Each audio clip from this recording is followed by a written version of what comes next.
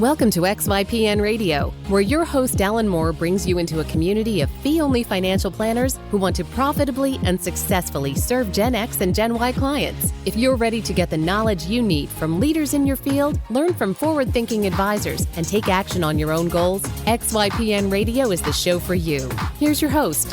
Hello and welcome to this episode of XYPN Radio. I am your host, Alan Moore, and I'm excited to have XYPN members Cristina and Stephanie, founders of Mana Financial Life Design in California, on the show today. Cristina started her career as a wholesaler before realizing that after talking to 10,000 advisors in 10 years, there wasn't a single one she would recommend for her friend who needed financial advice. Stephanie is a CPA and CFA who did risk analysis on hedge funds before becoming a money manager.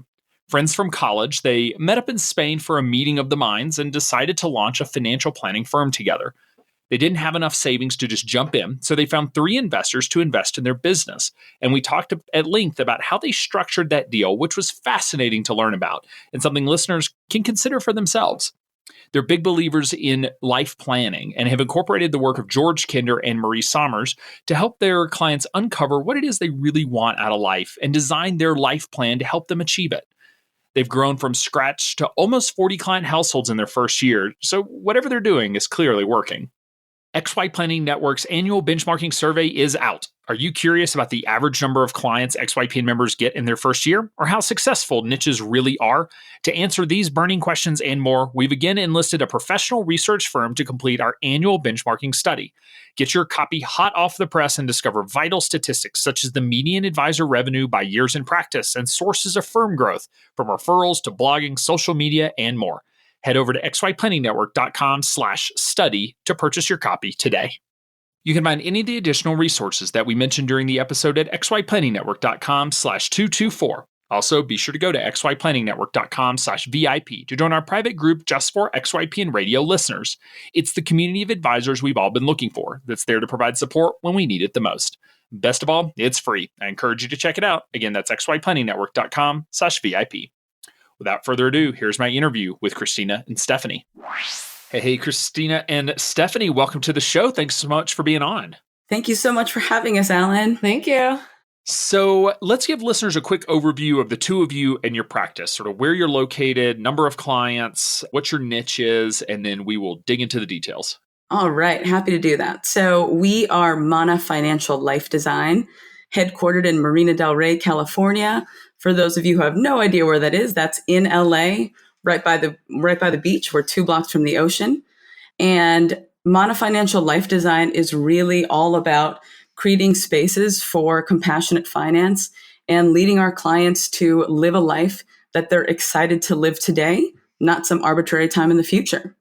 Our client niche are really women in tech as well as in finance that are mid to late stage in their career. So Mana, can you tell me what that means? Yeah, mana's an ancient Hawaiian word, and it means power unrelated to wealth. Very cool. All right. I'm curious, in California, do people know what that means? Do they look it up, or is it just sort of infused into your marketing so that people sort of know what that is? Because it's a really cool reference. Yeah, we really love the word mana. Hawaii is a very special place in both of our hearts, but for me, Cristina, it was the first place that I arrived in the United States as an immigrant from the Philippines. So I've always been drawn to Hawaii, also because I'm a surfer.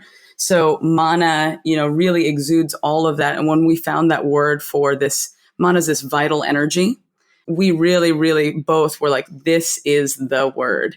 And so no, people don't typically know what it means. We have it in the bottom of every single one of our web pages, that you have the power to gain or lose mana in everything that you do. Awesome. So yeah, it's definitely infused into what you're doing. And whenever you explain what it is briefly, it makes perfect sense. How many client households are y'all serving today? So we have 39 client households as of today. And you launched a year and a couple months ago.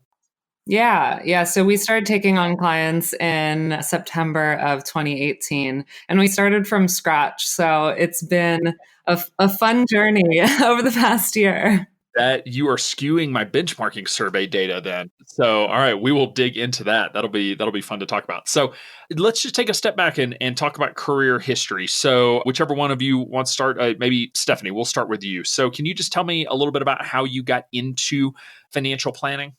Yeah, absolutely. So I started my career in accounting. I graduated with a major in accounting from Bucknell University, and then I went to work at PricewaterhouseCoopers, and I was auditing hedge funds during the financial crisis. So, What you know, fun. oh yeah. So when you graduate from college, I don't know. I didn't know exactly what I wanted to do, but I knew I wanted it to be complicated. So I kind of dived right into that. Ended up going to work for a hedge fund after Pricewaterhouse, which was acquired by Man Group, which is the world's largest publicly traded hedge fund.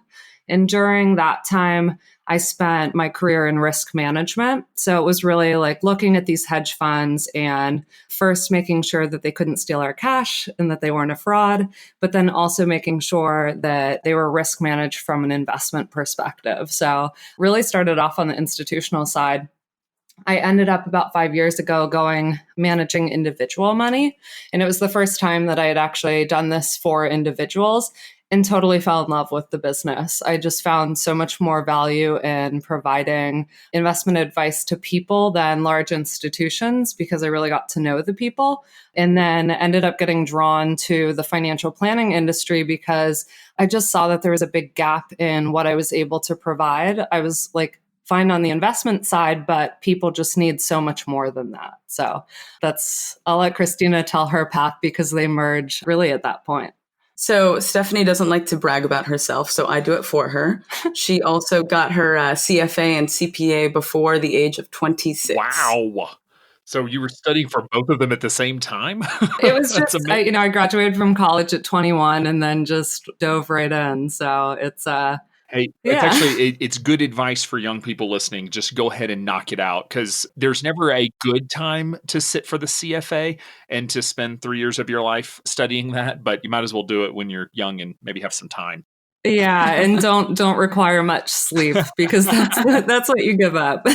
Oh, that's awesome. Well, yeah, and I guess let me ask, how do you feel like the CPA and CFA have influenced, I guess, the work that you're doing now? I mean, are you really leveraging the education and the skill set that you learned there, or was that really for your previous jobs and now it's shifted a little bit?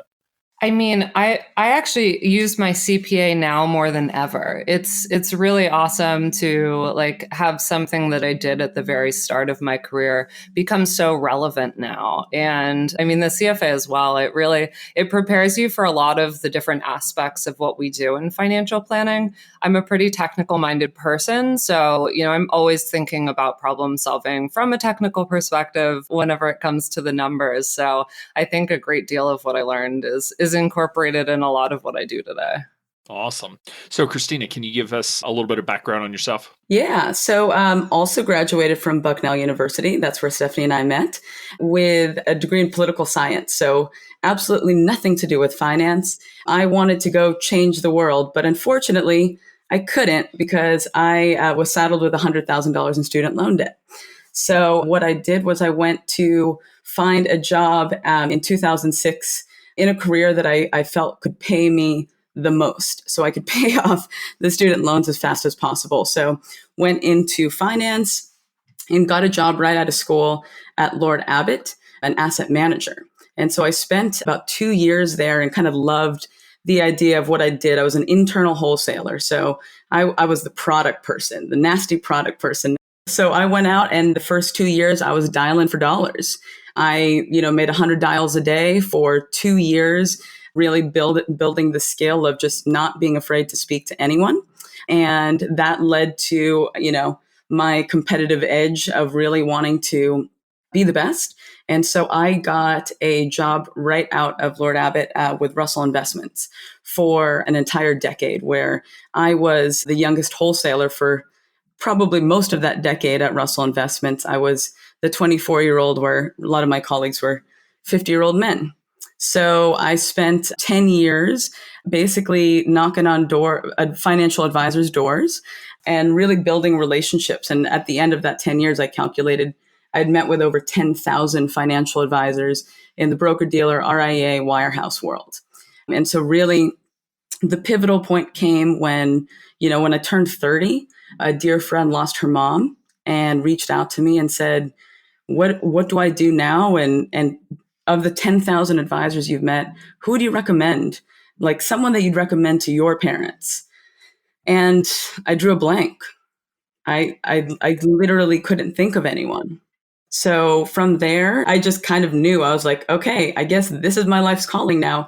I gotta build something where I can feel comfortable recommending their services, our services, to anyone that I meet. And so basically started studying for the CFP, went back to UCLA while working full time, and then also met George Kinder at that time and became a registered life planner.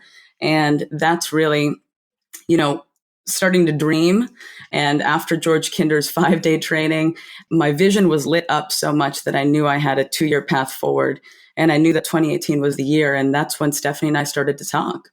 So going back a little bit, so when you did the dialing for dollars for a couple of years, it sounds like you had some success. When you transitioned over to working with advisors, do you just sort of walk away from that income and that revenue stream? Were you still working with clients at that point?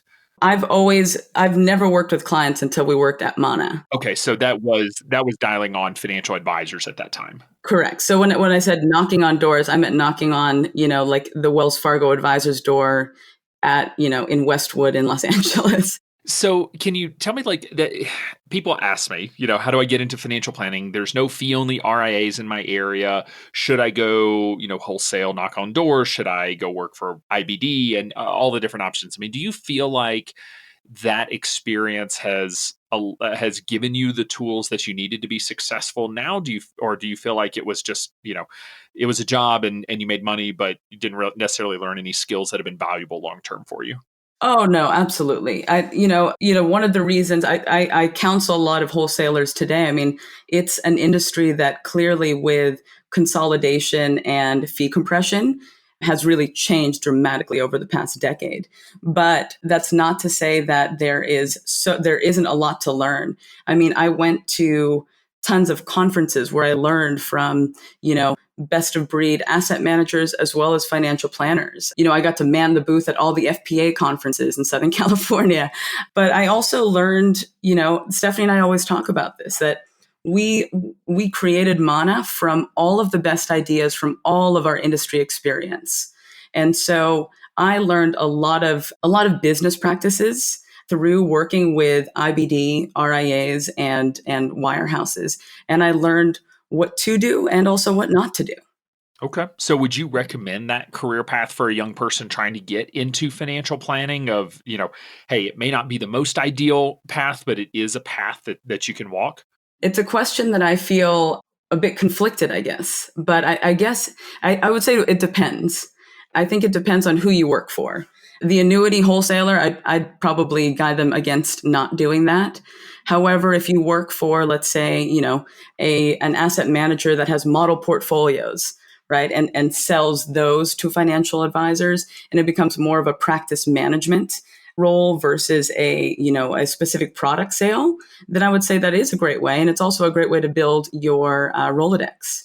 Yeah, I mean, Christina and I talk about this a lot where, our paths are very different in terms of getting into financial planning, but we wouldn't have the firm we have today if it weren't for those experiences. So I don't think we can be so prescriptive to say, like, this is definitely a path to take, but I think that our business is built upon a lot of different ideas in terms of what an ideal financial planning firm should look like. A lot of it came from Christina's practice management and then my operationalizing everything. Yeah, no, I love that point because I have come to realize, so we have our MES program, our Member Experience Specialist program, where we're hiring people from, outside the industry that are coming in and working with our members, connecting them to resources. And within about a year, they've all turned into business coaches, which is kind of like, that wasn't the intention, but they talk to, they talk to a group of advisors, but throughout the year, but they're probably having I don't know, 700 or 800 phone calls a year. And so by the time you have 700 phone calls a year, just like you did in terms of calling on all those advisors, you just start to learn, right? And you start to spot good things and bad things. And so it is a really interesting point that, there are ways to learn sort of practice management techniques and such that honestly you don't learn in a financial planning firm because it's only one firm. As an associate advisor, you may not even be purview or privy to those conversations. So I'm with you that I don't know that there's an ideal path that's out there. We all just have our own path, but I get that question a lot of, should I take this job or should I keep looking? And it's like, hard for me to say, but. Yeah. I mean, I think starting off in some of the big companies, you get thrown in the mix of a lot of different problem solving. So, it's good experience. I definitely don't think we'd be the business owners that we are today if we didn't have it. So can you talk to me about the conversation that ultimately sparked the two of you going into business together? Ah, yes. It's our favorite. Yeah, sitting in San Sebastian, Spain. So in May of 2018, I went to visit Cristina in San Sebastian, Spain. And during that time, we were just starting to talk about kind of what's next, what's the path forward, really thinking about our lives and what we want to do. And this is something that we've been talking about for kind of the years before, just brainstorming it. But San Sebastian became a real reality because we were with one of our mentors, and in talking to her, it was sort of like, okay, well, we're going to need to figure out like how we're getting paid for a business. I mean, starting from scratch is really crazy. There's a lot of unknown that we just are unaware of. And she chimed up, well, why don't you get investors? And so once that came up, like, oh, so as a backdrop, Stephanie and I both had high paying jobs, but like most people in finance in New York City, we spent a lot of it. We can talk about that in a little bit. I had about 5 years of time to save after that moment that I talked about earlier. And Stephanie also had like no idea that this business was coming down the pike. So we understood also listening to your podcast and looking at all the benchmarking surveys that, advisor firms don't really start making money for 3 years. And so for us, we wanted to say, okay, like, how do we creatively think about that, given the fact that, Stephanie and I both are going to need to get paid very soon. I'm planning on starting a family very soon. And so I think we approached it very differently. And again, thinking outside the box, we decided to take on 3 investors who are our mentors as well to help us start the business. And so on that dining room table in San Sebastian, Spain, Stephanie, the Excel guru, starts putting together numbers, and I start writing out a business plan. And that's when it all started. And 2 months later, we hooked up with XYPN and started our firm. All right. I was not aware that you had investors, and I'm not sure I have heard of firms starting with investors. So talk to me about that. How did you find them, and sort of if you can talk about some of the deal structure and how you were able to structure this so it was comfortable for both sides. Yeah. I mean, I've done a lot of work on the structuring side, just in doing venture capital analysis and helping people on private equity. So from a structure side, I knew that we needed kind of the legal construct to set it up. So we actually have 2 LLCs. Our investors are invested in the parent company. The parent company, they have convertible notes in the parent company, and we pay them a fixed rate of interest over the next 3 years, and then they can convert to equity. So convertible notes, for people who don't come from this world, I didn't know what these were until we started raising money at AdvicePay. So it's essentially a loan that isn't priced on any type of, what's the valuation of the business. It's just, here's X number of dollars and you pay an interest rate. It's just, it is a loan. But in 3 years, they have the option to convert it to equity, or maybe they have to convert it to equity, and you sort of price the valuation at that time. Is that correct? That's right. Yeah. So I'm making up numbers. You don't have to share exact numbers. But let's say they gave you $100,000, and in 3 years, based on a formula, you agree the business is worth $1 million. They get 10% of the equity.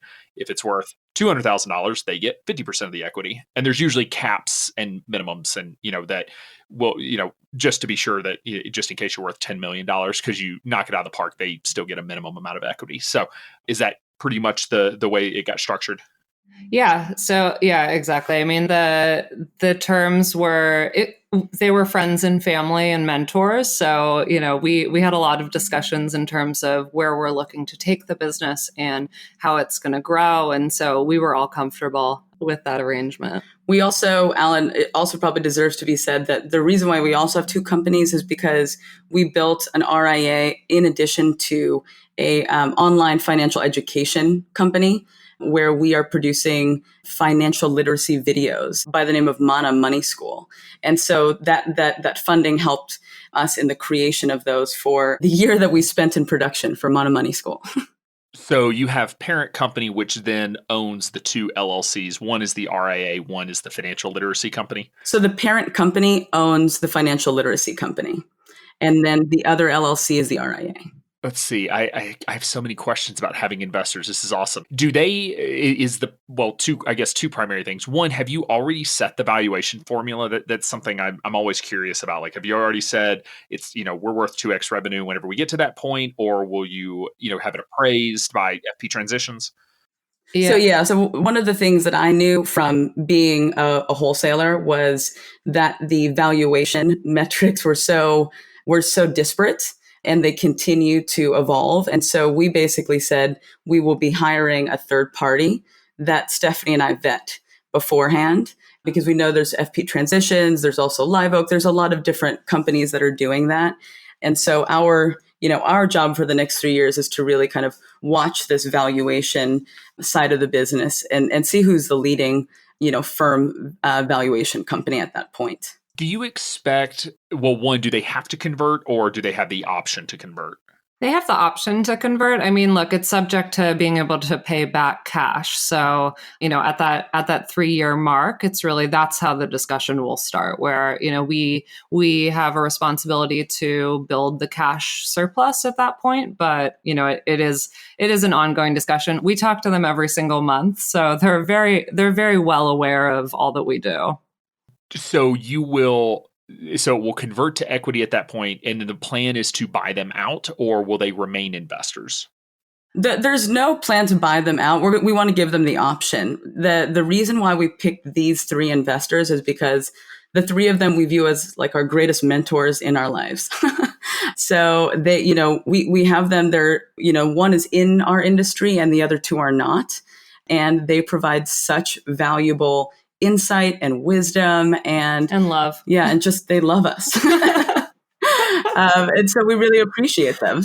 This is the first time I've heard of this structure. That's why I'm asking all the nitty gritty questions, because this is a really cool structure. So you mentioned that you're meeting with them monthly. And so tell me about those meetings. Is this a board meeting where all of you are getting together? Or are you just having a call with each of the 3? Is it more business coaching than it is, update on the business? Sort of what does that look like for y'all?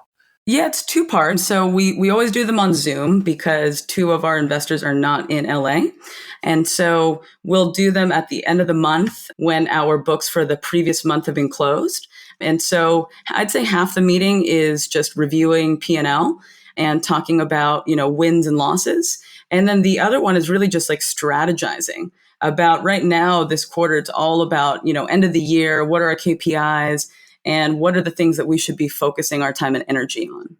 So they really are helping also just give feedback and, as you said, mentors, not maybe from the industry or maybe not, depending on which one you're talking to, but able to give valuable feedback, not just, it wasn't just money. It came with business savvy as well. I think one of the most valuable things that comes out of these meetings is Cristina and I explain what we're doing. And if they don't get it, then we know we're not explaining it well. And so that's been kind of a constant feedback loop in terms of us changing our process, changing our fee structure, like really like getting into what this business should look like. Because if our own investors can't understand something, then clearly it's not going to resonate with people outside of our business. Yeah, I'm in a study group of local business owners here in Bozeman, and one of them recently raised capital. They were a mature firm, but one of the things that they said that happened that was sort of unexpected was they were like, all of a sudden we now actually have to produce quarterly reports and we have to actually look at our P&L. if nothing else, the investors sort of served as this accountability partner, because if it's just one of you or just the two of you, it's really easy to just sort of ignore it and never update your books. And then at the end of the year, it's tax time and you haven't touched your books for a year. We see this all the time at FAB encounters. It's easy to do that. When you have investors, you don't have that luxury. You sort of have to look at your metrics and your KPIs and your P&L because you have to be able to send that report. And if you don't, they start asking for it. So kind of a nice way to have an accountability built in. Yeah, without a doubt. And I realized that very quickly that, despite being an Excel whiz, even though we're doing this, we're helping clients with their own money management, it's really good to ask for help on your own stuff because just having that accountability partner really makes a huge difference. So how did you decide how much money to take? Because in the end, basically what you were deciding is how much equity in your company to give away, to give away or to give up. And so did you just sort of, make conservative estimates and back into it? And I'm assuming some of that money is being used for personal expenses because you mentioned that, need to still be able to maintain that paycheck. So this is business and personal, it sounds like. Yeah, absolutely. And it was really a matter of putting together the projections. So whenever we put together the projections, I was like, Christina, how much can you sell? Okay, this is how much we'll spend. All right, let's do this. I love financial projections because they're just totally made up numbers. But that's right. But, this is one of those things. It's easy to make up numbers for yourself and be like, oh yeah, we'll do these numbers. But again, when you're deciding, because you could have taken too much money. If instead of whatever the number is, instead of taking 200,000, you take 600,000 because you think you need it. Well, you just gave up 3 times more of your business in terms of equity. So how are you doing in terms of, budget to actual? So are you hitting your projections? Are you ahead of them? Are you a little behind? So it was a sad recognition to realize that we were behind to start. But since then, we've really we adjusted expectations for everything going forward. So now we're going off of our new projections, in which case we have something reasonable to actually beat. So whenever we started, it was kind of this one, what our understanding of what we would do would be. And it was pretty deflating, to be honest, where you would have these conversations and it was like, and we didn't do it again. And so our investors were actually the ones that said, hey guys, don't be too hard on yourselves. Why don't you redo the projections and let's hold you accountable to that? And that was just a huge weight off our shoulders. And we redid them in January and we've been, crushing it ever since. Yeah. Well, and it's interesting because, a lot of the work that we do with our clients is this money accountability and coaching and really being there for them. And it's really cool to see how our investors are doing that for us in the same way. Yeah. No, that's fantastic. And honestly, it's a good reason to have investors on that convertible note format because quite honestly, you took the risk in a way. Yes, they may never get their money back because the whole business doesn't work, but they're probably going to get their money back. And so you took on the risk because of the variability there. So it allows them to not be so high pressure and be like, hey, WTF, go hit those projections because I own 30% of your company. Instead, it's like, hey, just let's figure this out and, it'll be fine. So I imagine that takes a little bit of pressure off. Yeah, for sure. So you were at 39 clients. I would love to see the initial projections to know where, y'all, coming out of the gate screaming. I love it. I think I've blacked them out. I actually have no idea what we initially projected now. Wildly unrealistic. Where has the growth come from? Because this is, that is just exceptional growth for the stage that you're in. So where are you seeing the success, from a growth perspective? Yeah, the cool thing is we look at this every month and it's been so interesting to see how much broader our kind of centers of influence have become. And so in the beginning, we sent out, again, Alan, we'd never done this before. So I'm an eternal optimist and Stephanie always brings me back down, right? And so to reality. So we sent out an email to all of our network and just announced that we had launched Mana. And we were, so excited. We thought we'd bring on 10 clients that first month. It was more like 5. Really, what has gotten us to the growth that we've gotten to is continuing to spread our message through various channels. So one of our dear friends is the president of a big brand here in LA, and they are in fashion, and they interviewed us about managing money because, that was something that they wanted to build a lifestyle blog. Well, that brought us a number of people to our website and future clients. And that really kind of started this whole other ripple effect of other people in different industries that were really interested in Mana's approach of compassionate finance, because money is so scary and anxiety inducing for so many that when they even just opened up our webpage and saw that it was pink and there were flowers on it, there are two women running this firm, that they knew that it was a different approach.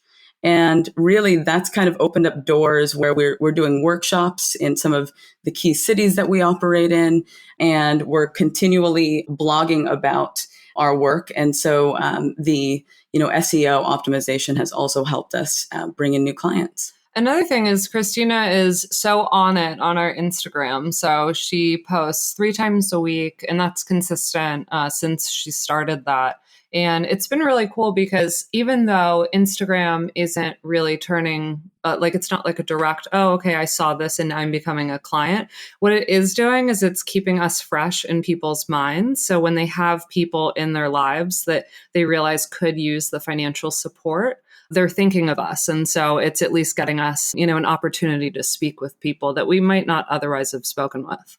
Talking to advisors like yourselves make me feel so old because I'm like, I don't have Instagram and people are on Snapchat. I'm just like, oh man, I just not even, but I'm also not your target market. So that's totally fine for you. When you first started, you had sort of a niche in mind, and that niche has evolved, it sounds like. So can you talk to me about sort of the evolution of your target market and how that has sort of accelerated the growth that you've experienced? Yeah, sure. So, just like most people who start up an advisory business, we kind of took a pulse of people who had indicated interest about our work. And, we had this idea, like we had a couple of people that worked abroad and were US citizens. And we had a couple of people that were women in finance. So we're like, okay, maybe our niche can be, expats and women in finance. Sounds great. What we started doing was we brought them on as clients and we started doing the work. And we realized how hard it was to serve the expat community without fully being part of that community and dedicating 100% of our time and energy to that. And so we started, in December, we started looking at the initial client base.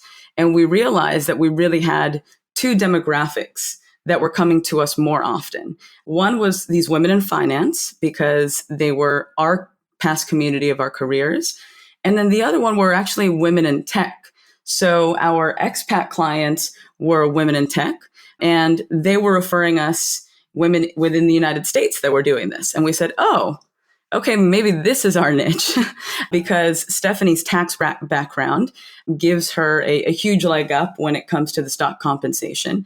And both of these demographics are people that are tending to go through life transitions and are really drawn to the financial life planning aspect of what we're doing. What we've also found is that though we say that niche is women in tech and women in finance, 50% of our client base are men. And they're either the husbands of these women or they're men in tech or men in finance that also resonate with this life design that we do. So is it fair to say that you sort of started out with a profession-based niche, but it sounds like it's really evolving into more the niche of the service that you're offering in the fact that it is life planning and that's, yes, you're still, primarily working with women in finance and tech, but that the financial life planning has become the niche? Yeah, it's an interesting observation because, a lot of the work that we do just from a more technical side does really serve the people in finance and in tech. But you're right in that people who come to us have a certain openness. Most of them haven't worked with a financial advisor in the past, and they're really looking for something, holistic, of course, but I think something about the life planning and really having that message resonate with them and being open to exploring their dreams in a way that, maybe you wouldn't get in a traditional financial planning shop. So for people who are not familiar with George Kinder, he's sort of the father of life planning and we'll say incorporating psychology and money, because come to find out they are inextricably linked and that it's not just dollars and cents. And so can you just tell me what drew you to his program? And maybe you have to go into the details of the program itself, but maybe just talk to me about how you've incorporated what you've learned through Kinder's training with the RLP and how that influences the work that you're doing with clients. Sure. Yeah. And so back in when I was 30, 5 years ago, a dear friend of mine who was an advisor gave me the 7 Stages of Money Maturity book. And I wept. I found myself weeping at some of the stories. And I had this aha moment of like, oh my gosh, this is what's missing in the advisor's practices that I, don't feel comfortable recommending to my parents. I got to find out more. I found out that there was a 5-day retreat happening in Hana, Maui. Again, Hawaii, bringing me back. And I said, yes, I'm going to go do that. So I was the only, clearly the only wholesaler in the group of 12 that was at that 5-day training a few years back. It was at that time that George Kinder actually did that, what he calls lighting the torch, which is a visual narrative of a time 2 years or 2 to 3 years in the future, where he essentially showed that it was possible for me to quit my job and start an RIA. And so we talk to a lot of people, a lot of advisors about the idea that you really can't life plan unless you're living your own life plan and you've been life planned. And so that's really kind of like the key reason, that we started the firm, was that vision was ignited. And so really what life planning is sitting down to listen to a client. So in the first meeting, our first fit meeting, Stephanie and I talk about 5% of the time. We sit and we listen to what our clients or what our prospects are really looking for in an ideal advisory relationship and what's keeping them up at night. So 5% of the time. Most advisors in that introductory meeting speak 95% of the time. So can you talk me through that meeting and how you're able to ask the right questions and then get out of the way and not feel the need to continue talking? Yeah. I'd also say I want to give, we were at XYPN Live and we saw Dr. Moira Summers. So I did tell her after the talk that, that was another book that we read last year before we set up our whole onboarding process. So really it's a mix of questions that George Kinder would ask, as well as Dr. Moira Summers' book of giving advice that sticks. And so the first question is always, what brings you here today? And then there's a long pause and you just let the client say whatever it is that's coming to mind. And then after they've kind of run their course, this is another technique that I relearned from George a couple weeks ago, the power of 2 words, anything else. And when you say anything else and you pause, there's a lot more that comes out. So it's really having the patience to hold that space in silence for your prospect so they can get it all out there. And by the end of the meeting, after the anything else, we'll just go through some of the factual questions and also using some of the advice that sticks questions of getting an idea of what their relationship with money is. Have they ever had any bad experiences? Do they feel comfortable speaking about money with the people that are closest with them? What about with other financial professionals? So really, it's all about behavior. And then we just ask some factual questions to understand the complexity of their financial life, because that's what our fees are based upon. And by the end, every single one of our clients that we've taken through this says, wow, I feel like I've really been heard in this meeting. And that's really what we want to leave our clients with after that first meeting. Yeah, I love how you start the meeting by just asking why someone is there. Come to find out, no one wakes up in the morning and thinks like, hey, let's go talk to a stranger about money. That sounds like fun. They come to us for a reason. And I feel like so often our approaches, especially in that introductory meeting, don't honor the fact that they are there with a problem. and they just want help with that problem. They come in and we basically say like, here's what we do, comprehensive financial planning. We're going to talk about everything to do in your personal financial life, and here's all the things we do. And they're like, I don't care. Like, I have this thing that happened. My mom just died. Like, that's what I want to talk about. And so often we don't give the space and for that conversation. So, is it the 7-second rule? It's silence for 7 seconds before you speak again. Like, it's really hard to do. It's really awkward, but it's amazing what will come up in that when you give this space. It's so true. I mean, and I can say firsthand that any of the clients who I was investing money for, we weren't having the same level of conversations. I'm such a believer in George Kinder's work and many of the other brilliant minds whose books we've read, because it's so powerful what people are willing to share if you're just there to listen. So George did his 2-day. So he does a 2-day. I hear it's a tasting menu, sort of an introduction, and then the 5-day evoke training, which is the week long. And so he'll be doing the 2-day next year at our conference again. He told us it was the largest U.S. event he had ever done. Was actually right before XYPN Live, which was awesome. I actually was there. I was the scribe for that 2-day meeting. It was myself and Scott Frank helping George, and it was so amazing to see the 70 plus financial planners from XYPN and actually outside of XYPN that joined in on this. And there was so much energy in the room both days. I loved it. Yeah, it just shows there's such a hunger for being able to take the next step as financial planners. And advisors ask, what is the next step? Like, I don't just want to talk to my clients about their portfolios, but I don't know what else to talk to them about. I can't get them to talk about anything else. So we just end up talking about asset classes. And I think that's what George's training really provides, is just the questions to ask and I guess permission to shut up and just listen and hear what they have to say. And, clients have a lot going on in their lives. And so like, there's always stuff to talk about. We just have to be able to get them to talk about it.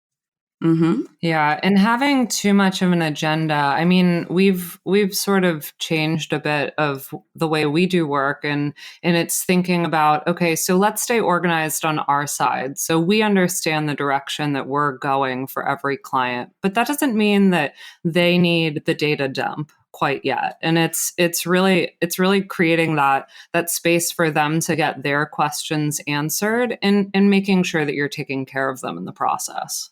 So do you ever find clients say like, hey, look, I'm not into that mushy gushy stuff. Like I'm not interested in going there. Or do you find the folks who ultimately sign on are the ones who are interested in real financial planning and not just, asset management?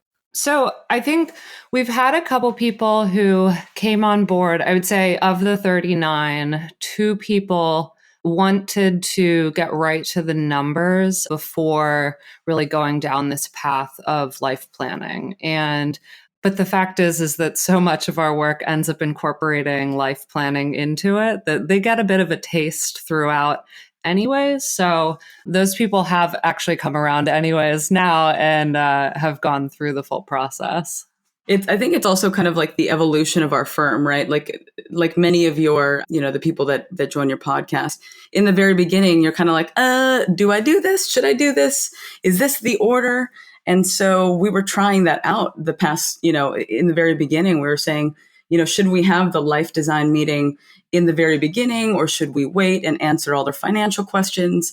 And now that we've reached that 1 year mark, we kind of know. We're like, no.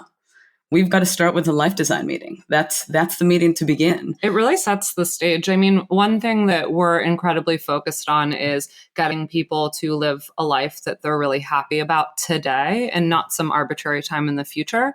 So we focus a lot around those short-term goals and really bringing those dreams to a reality, because if you're not meeting those short-term goals, those long-term goals aren't going to fall into place. And so it's giving people the financial confidence and the ability to understand that actually, if you just make a few small changes right now, you can achieve your goals. And so that for us is been really powerful to kind of shift the mindset of like, okay, well, this is what the CFP program tells us that we need to provide exactly, to, okay, actually, let's see what's working and let's optimize this process so it's most time efficient for us, for our clients, and they get the most out of it.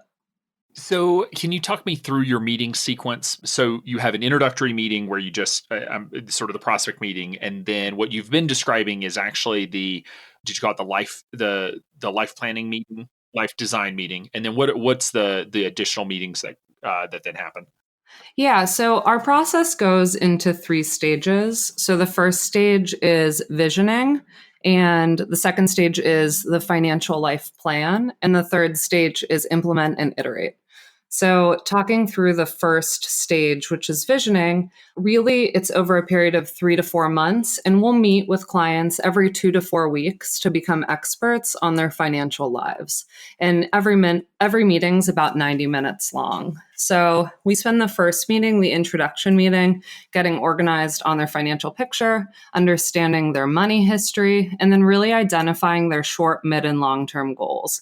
And so that intro meeting is actually before someone becomes a client. We think it's super important that people that come to us feel like they got very organized on their own. So even if they decide not to move forward with us, that they feel like they got something out of it. The time was well spent. So after the introduction meeting is when someone decides whether or not they become a client. And then from there, the next meeting is what we call our life design meeting. And in that meeting, we create a vision of a moment 1 to 2 years in the future where that individual's living a life that's rich and uniquely theirs. So just really letting them live into that dream of what does their life look like in a time that's really achievable.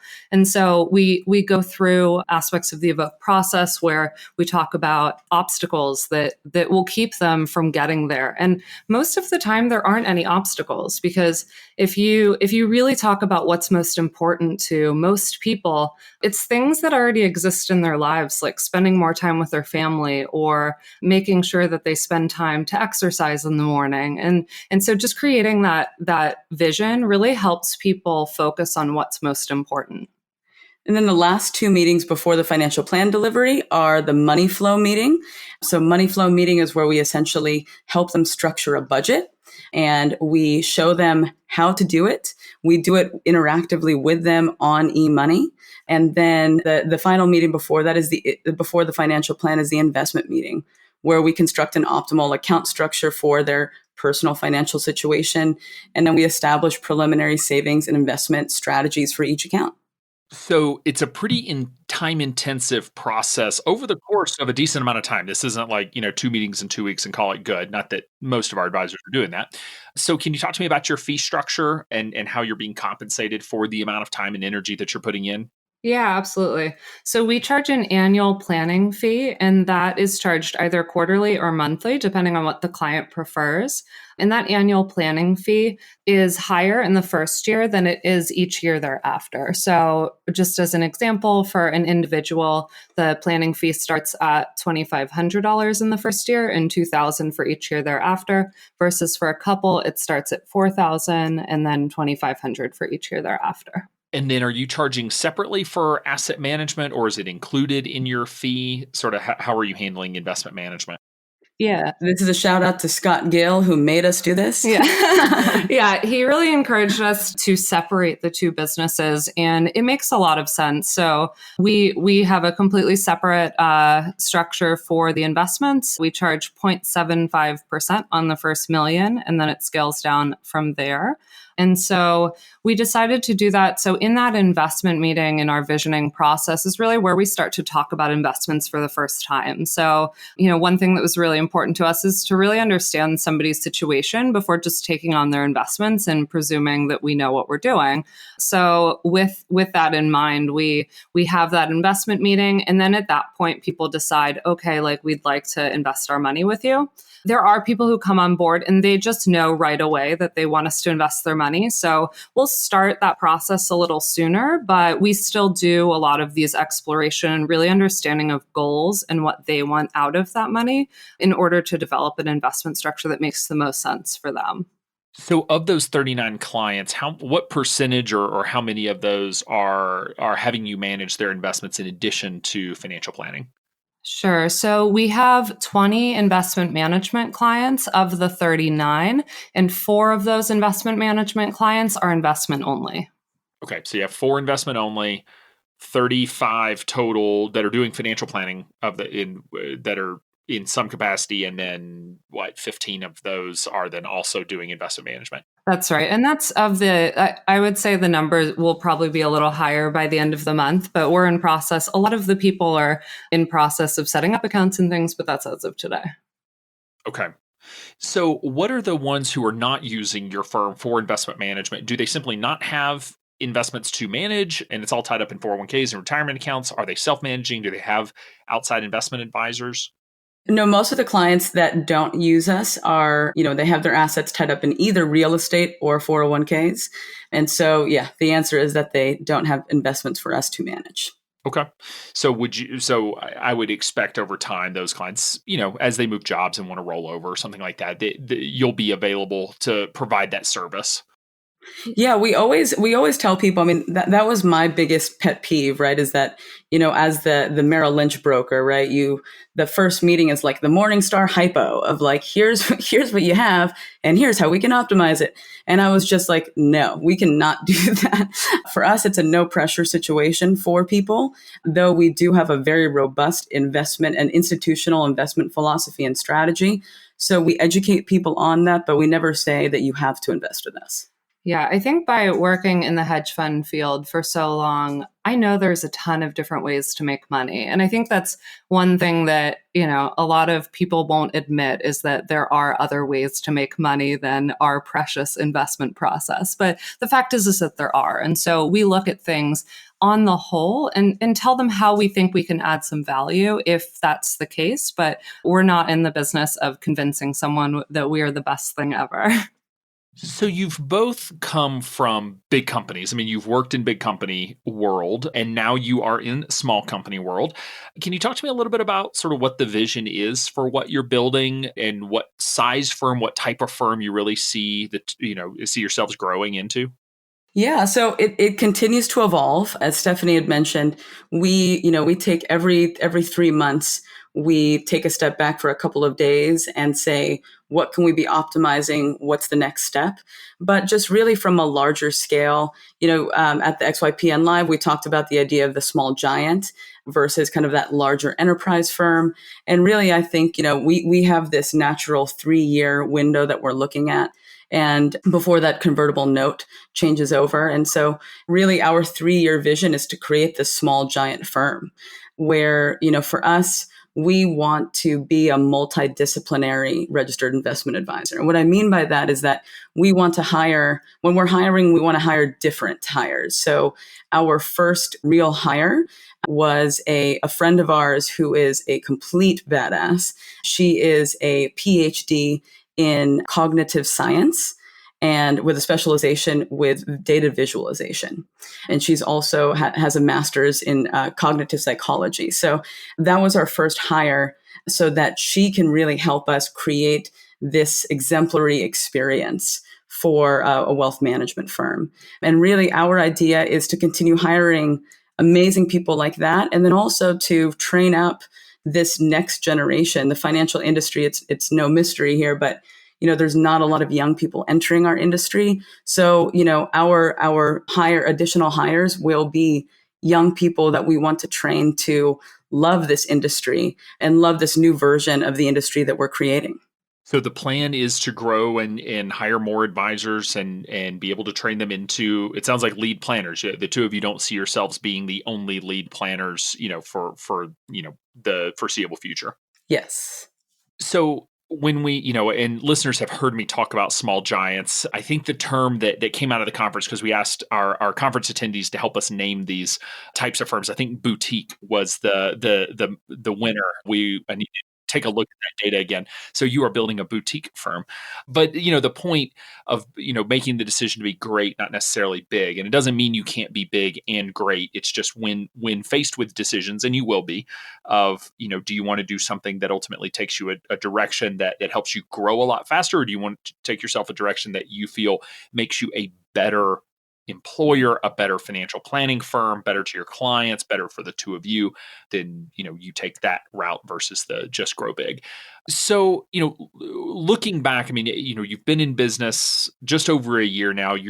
I would say, based on the number of clients, you're still in this sort of this growing phase that I like to call the "oh crap, what did I do" phase, because and people sometimes think they can skip that phase, and you really can't. You can accelerate through it, but you're going to be in it at some point. When you look back over the last year and a half, can you talk to me about some of the maybe one or two big failures that you feel like you've had that you've been able to learn from that listeners could potentially avoid if they hear about someone else's experience? Sure. Yeah. And it sounds, by the sound of the way that how confident Stephanie and I are, you might think that there weren't any, but there certainly were. And there were times where we both looked at each other and said, like, oh my gosh. It's always like, we're building a business, so we should love this. That's like the reminder that we have reminding ourselves that.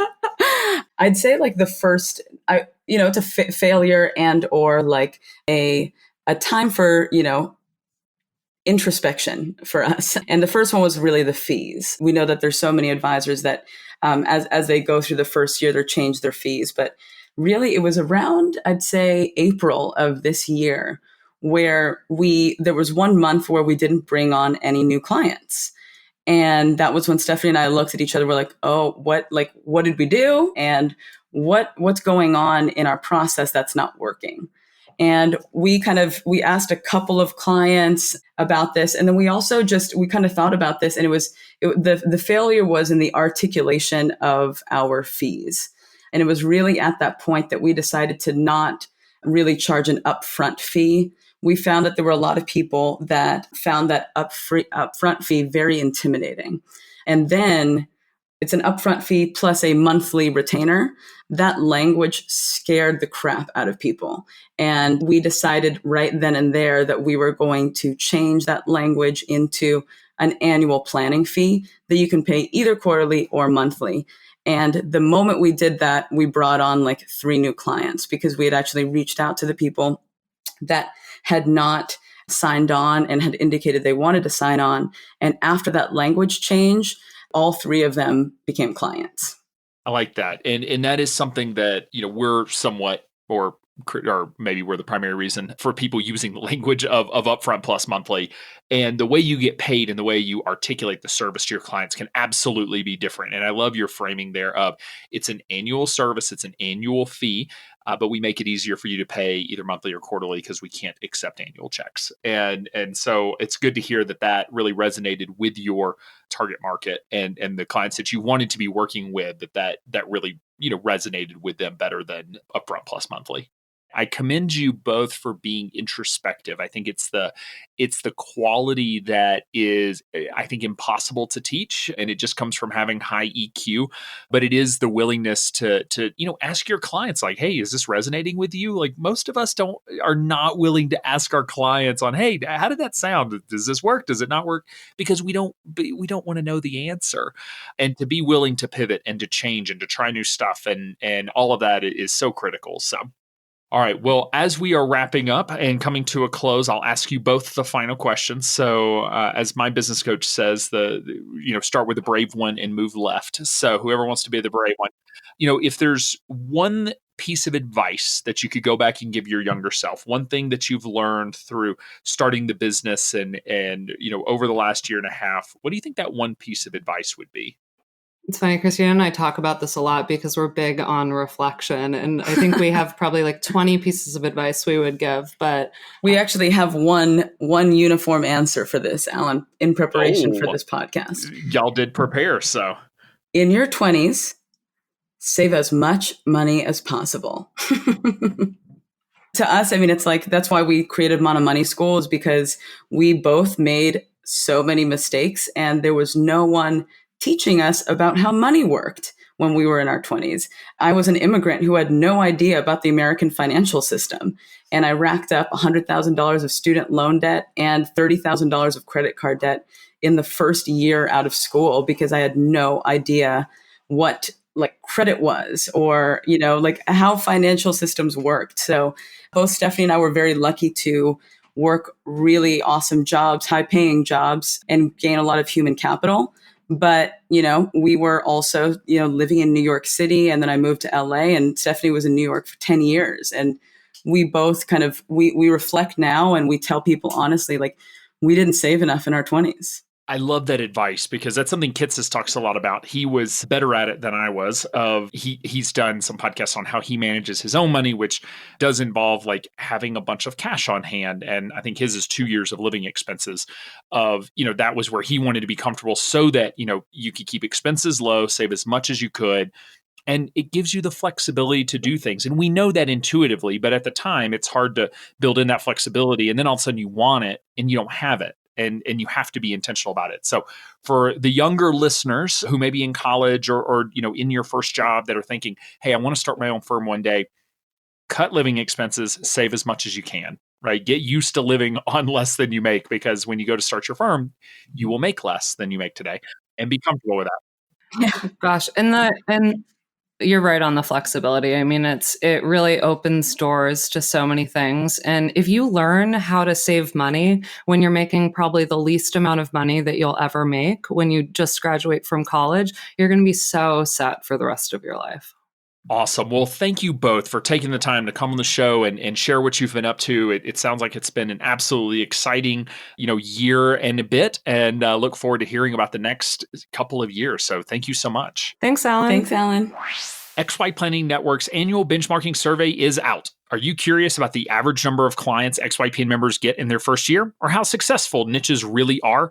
To answer these burning questions and more, we've again enlisted a professional research firm to complete our annual benchmarking study. Get your copy hot off the press and discover vital statistics such as the median advisor revenue by years in practice and sources of firm growth, from referrals to blogging, social media, and more. Head over to xyplanningnetwork.com/study to purchase your copy today. Be sure to join our VIP community at xyplanningnetwork.com/VIP to hang out with other XYPN radio listeners, ask questions for future mailbag episodes with myself and Kitsis, and to finally find a community of like-minded financial advisors. Thanks so much for joining me today. We'll see you next time. You're not alone, and you're not crazy. It's scary starting, building, and growing your own financial planning firm. And that's why we put together a free private community just for you, the Cutting Edge Financial Planner. Go to xyplanningnetwork.com/VIP or text XYPN Radio to 33344 and join a network of thousands ready to change the lives of Gen X and Gen Y clients.